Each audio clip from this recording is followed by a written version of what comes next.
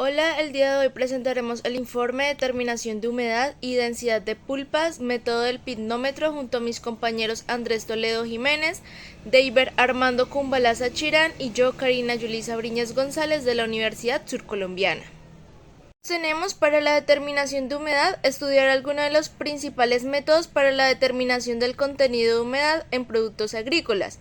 Y para la densidad de pulpas, método del pitnómetro, tenemos comprender los fundamentos del método del pitnómetro para la determinación de la densidad de las pulpas de frutas y calcular la densidad de un líquido partiendo de los datos necesarios a través del método del pitnómetro. Durante la práctica de laboratorio que se llevó en las instalaciones de los procesos agroindustriales, se determinó la humedad de algunas frutas, cereales y verduras, como también logramos determinar la densidad del zumo de limón. Para ello se tuvo en cuenta algunos requisitos para que el análisis saliera de la mejor manera, esto con el fin de obtener los mejores resultados. Como primer requisito fue traer los implementos necesarios para la ejecución de esta práctica. En algunos casos se cortaron las frutas en láminas muy delgadas con el fin de que al momento del pesaje final, las láminas que fueran introducidas al proceso de secado sea menor que el peso inicial, cuando aún tenían un gran porcentaje de humedad en su estructura. Y para los granos como el maíz y el frijol, se logró evidenciar que su peso había cambiado a diferencia de cuando se pesó inicialmente. En la agroindustria alimentaria es común que muchos de los productos sufran algún cambio en la parte interna o estructural de los alimentos, sin poner en peligro la salud de los consumidores. El proceso de la determinación de la humedad y la densidad de pulpas es uno de los muchos métodos que existen, como también es un proceso obligatorio durante los análisis de alimentos, con el fin de alargar la vida útil de los productos, como también poner a disposición alimentos en diferentes presentaciones como cereales en los frutos secos, plantas secas en aromáticas y sazones a base de hierbas que son utilizadas en la cocina. De materiales utilizaremos para la determinación de humedad 300 gramos de espinaca, una manzana roja, un pepino, una libra de frijol seco, una libra de maíz seco, balanza determinadora de humedad por infrarrojo, balanza de precisión, determinador de humedad de granos, la GEACA, estufa, desecador, cuchillo y cajas Petri.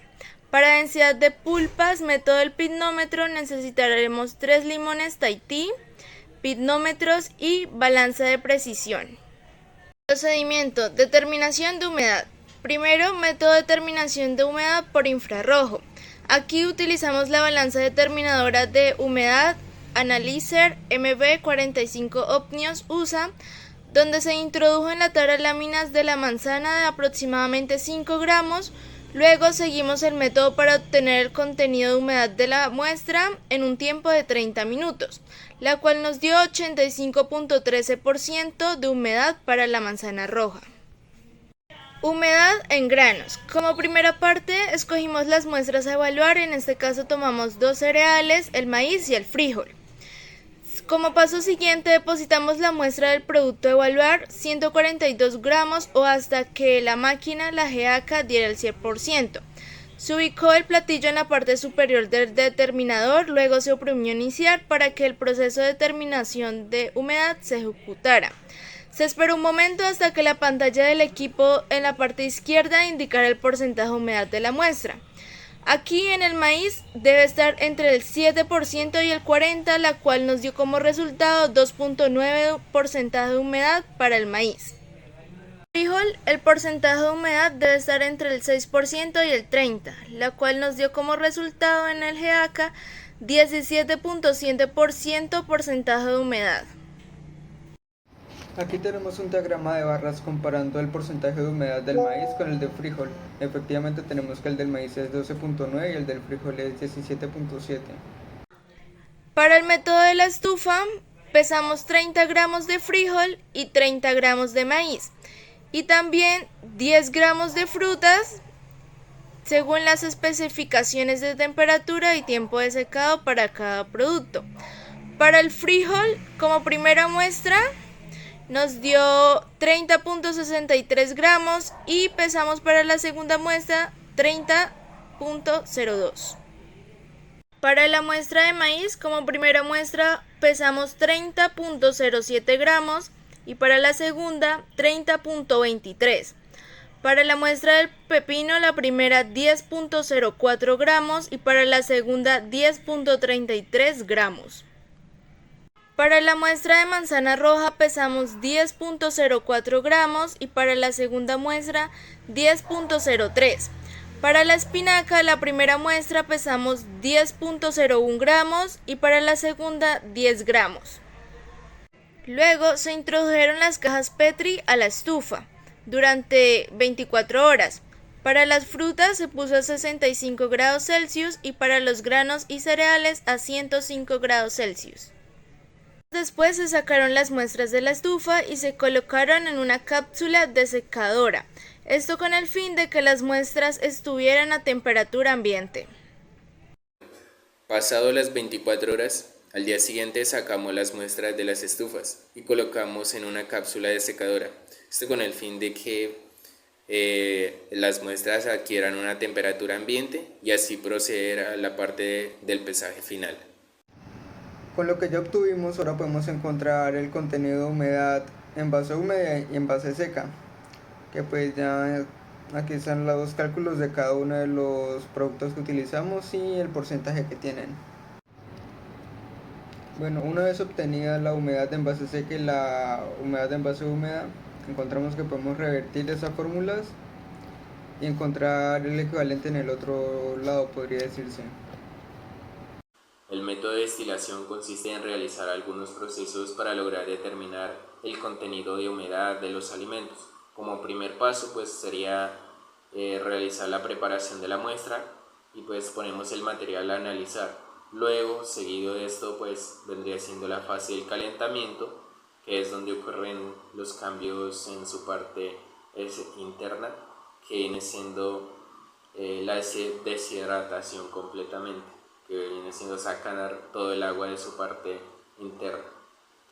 Ventajas y desventajas. Como ventajas tenemos pues la separación completa del agua, es adecuado para productos naturales, la muestra no se descompone y pues permite una conservación del alimento.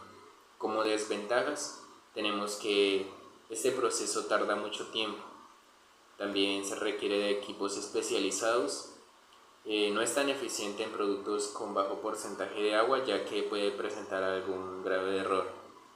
Su costo operativo es costoso ya que consume mucha energía y también tiempo por el analista. Existen diferentes métodos para determinar la humedad, como métodos directos e indirectos. Mencionando algunos tenemos los siguientes. En la parte de los directos, el secado en la estufa, que pues lo que hicimos en la práctica de laboratorio. La destilación, que viene siendo más para muestras con aceites. Otro sería el secado al vacío, que es similar al secado en estufa, solo que en este caso pues se trabaja con temperaturas más bajas.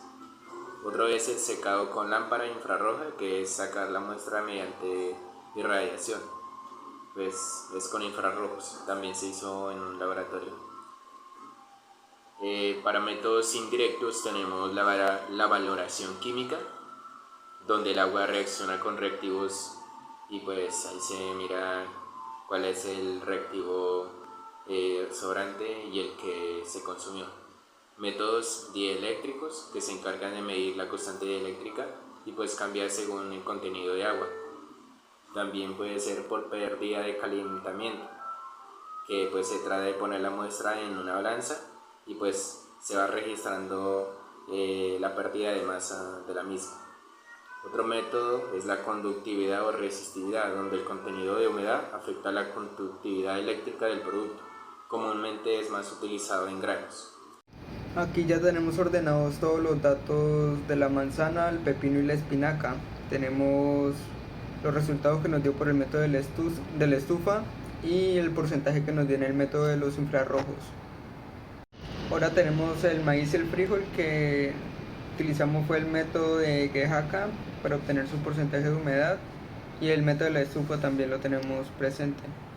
En ese cuadro estamos comparando las tres humedades que obtuvimos. La primera es la humedad en base húmeda, que es la color azul, la que está más abajo.